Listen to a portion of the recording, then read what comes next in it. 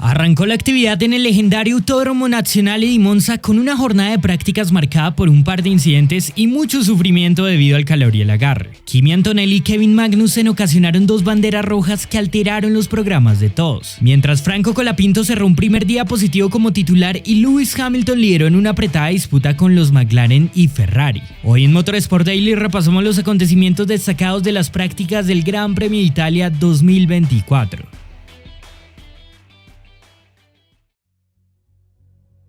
Tras la repavimentación realizada a Monza, se preveía un primer día de actividad complicada para los pilotos. En la búsqueda de los límites, la falta de agarre mientras se engomaba la pista hizo que más de uno sufriera desde el inicio de los libres 1. En la primera curva vimos como muchos se fueron largo, tuvieron que usar la escapatoria e incluso contrompió en dicha zona. Sin embargo, el incidente principal de esta tanda se centró en el tramo de la parabólica, donde Kimi Antonelli protagonizó la primera bandera roja del fin de semana. El italiano, quien realizó su debut oficial con Mercedes en estos entrenamientos, venía rodando en primera casilla y parece que se dejó llevar por la emoción del momento. Kimi entró a la última curva con mucha velocidad y al acercarse al vértice perdió por completo la cola del auto. Cometió un exceso y simplemente iba muy pasado de velocidad, un error con el que terminó temprano la participación del joven de 18 años en estos libres. El ritmo con el que venía era fuerte, pero en tan solo su primera toma de contacto no había necesidad de apretar tanto. Toto Wolff le expresó a Kimi que todo estaba bien después del accidente, aunque definitivamente el timing del suceso no es el ideal.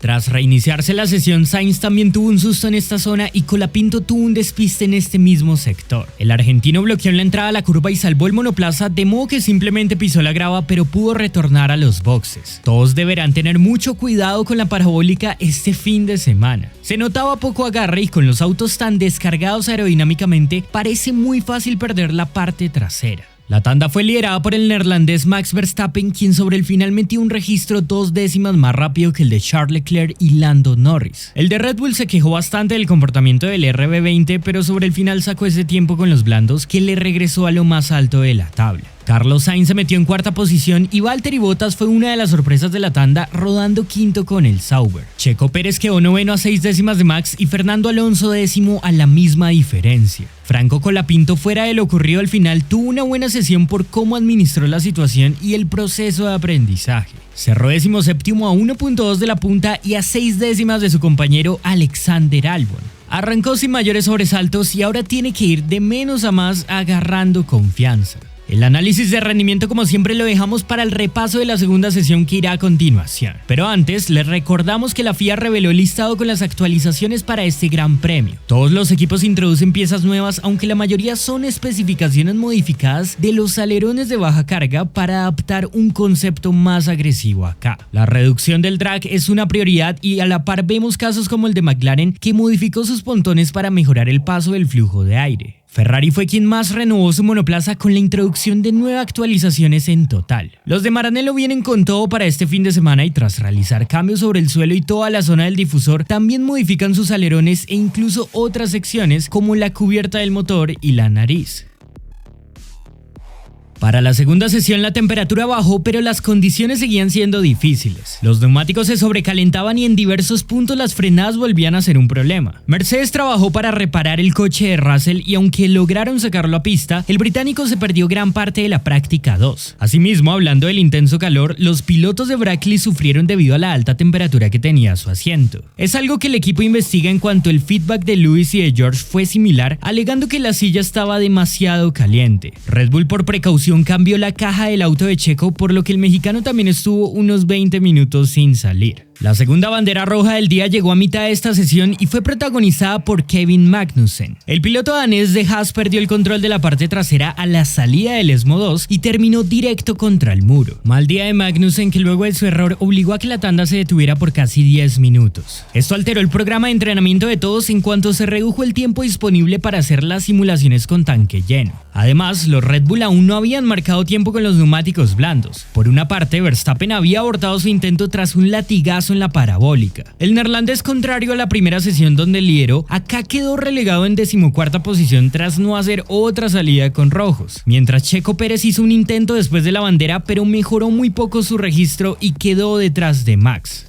Centrándonos en los resultados generales, Lewis Hamilton marcó la pauta en esta sesión, quedando tan solo 3 milésimas por delante de Lando Norris. La pelea al frente entre Mercedes, McLaren y Ferrari fue muy apretada. El heptacampeón lideró con el W15 marcando un tiempo 8 décimas más rápido que la referencia de Verstappen a la mañana. Carlos Sainz se metió tercero una décima, seguido por Oscar Piastri y Charles Leclerc. 154 milésimas encerraron a los 5 primeros en una muestra de que si bien Lewis estuvo al frente, realmente el duelo está parejo. Por ahora son 3 equipos en la lucha a la espera de conocer el ritmo real que pueda tener Red Bull, que a pesar de los contratiempos debería meterse ahí. Russell finalizó sexto después del poco rodaje, seguido por Hülkenberg, quien con el Haas fue de los más destacados de la zona media. Daniel Ricciardo también logró entrar al top 10 con el RB, mientras los Aston Martin cerraron noveno y décimo con Alonso y Stroll. Por su parte, Franco Colapinto concluyó la tanda nuevamente en 17ª posición, aunque esta vez mucho más cerca de los tiempos de sus rivales.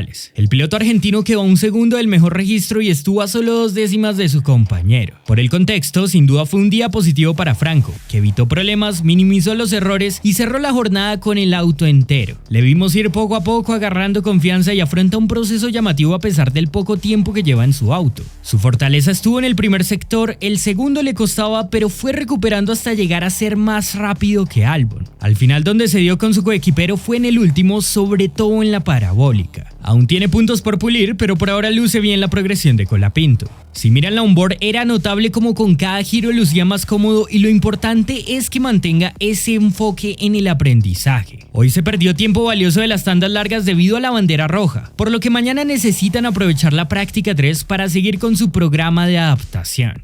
Adentrándonos en el análisis de rendimiento y comenzando por los sectores ideales, llama la atención que aunque Hamilton lideró la tabla general, en la tabla óptima es McLaren quien comanda. En el sector 1, compuesto por la recta principal y la primera chicana, los de Woking sacaron provecho más que todo de su tracción y paso por las curvas de baja velocidad. Es decir, si se fijan en las telemetrías, en realidad el McLaren es ligeramente más lento en recta, pero con esto e incluso frenando antes que el resto, priorizan tener mejor tránsito y una salida más rápida de la variante inicial. Ahí es donde Piastri sacó ventaja. De los 3 equipos que pusieron las marcas en esta tanda, Ferrari tuvo los mejores registros en esa recta principal. Sin embargo, realmente la diferencia con, por ejemplo, McLaren no llegó a ser de más de 4 km por hora. En el sector 2, que es el más virado, nuevamente los de Woking lideraron con Piastri. Acá sí se sintió más la diferencia de velocidad en recta. En curva sacaron mucho, pero en recta Sainz llegó a ser 10 km por hora más rápido que Piastri. La clave de todo esto puede estar en el despliegue de energía. Como hemos dicho en otros grandes premios, McLaren tiene una tendencia a usar más batería en las zonas de aceleración que al final de las rectas. Por esto mismo, en el tercer sector, que es el más veloz, es donde terminan cediendo la diferencia. Hamilton marcó la mejor referencia en este tramo y ahí es donde sacó la ventaja para finalizar primero con el Mercedes. En Monza todo es cuestión de balance. Necesitas velocidad final, pero también tracción en las chicanas, así como estabilidad en la parte trasera para no perderlo en la parabólica, pero que igual el auto sea lo suficientemente reactivo para que no sufra de subviraje. Parece que McLaren tiene el coche más equilibrado en este sentido, pero en una pista donde el modo motor influye tanto, todos estos datos pueden ser irrelevantes para mañana.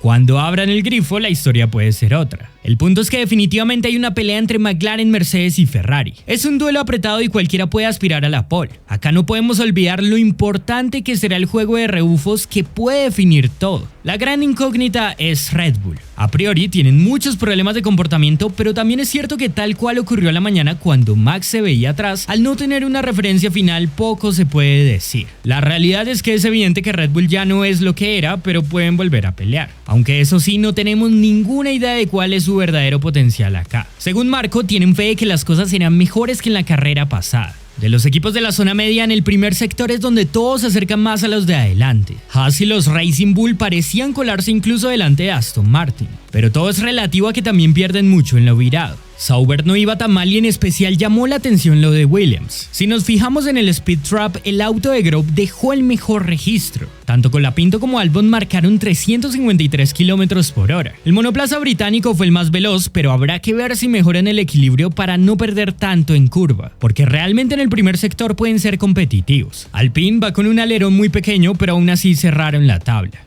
Y para concluir, las tandas largas nos ofrecen otro panorama, esta vez con Red Bull como el equipo más rápido. Hay que decir que a pesar de los problemas de balance, el equipo austriaco también parece centrarse mucho en carrera, esperando no ser tanto ritmo como ocurrió contra los McLaren en Zandvoort. Checo Pérez fue el piloto con mejor promedio llevando los medios, aunque no dio tantas vueltas como los demás. Pero a pesar de ello, contando con las referencias de Max, que le siguió en la tabla y dio el doble de giros, se ratifica que el RB20 con tanque lleno parece ir bien. Aquí también todo estuvo muy apretado. Norris quedó a menos de una décima del promedio de Verstappen. Russell y Piastri se acercaron. Los Ferrari parecen desinflarse, pero más por degradación que por falta de velocidad. De hecho, Leclerc tuvo la segunda mejor vuelta de simulación detrás del 24.5 que marcó Hamilton. El más consistente era Max, que arrancó en 25.3 y bajó hasta 24.7. En fin, un montón de datos que se pueden analizar, pero que como siempre no nos dicen mucho más. Es información para darnos una idea y ya. Mañana se viene una intensa clasificación que la verdad me genera expectativa por la paridad que vemos. ¿Qué pasará con Red Bull? ¿Podrá McLaren dar el golpe o serán Mercedes y Ferrari quienes se pongan delante? Les dejamos los horarios del Gran Premio de Italia 2024. ¿Cuáles son sus predicciones para la clasificación?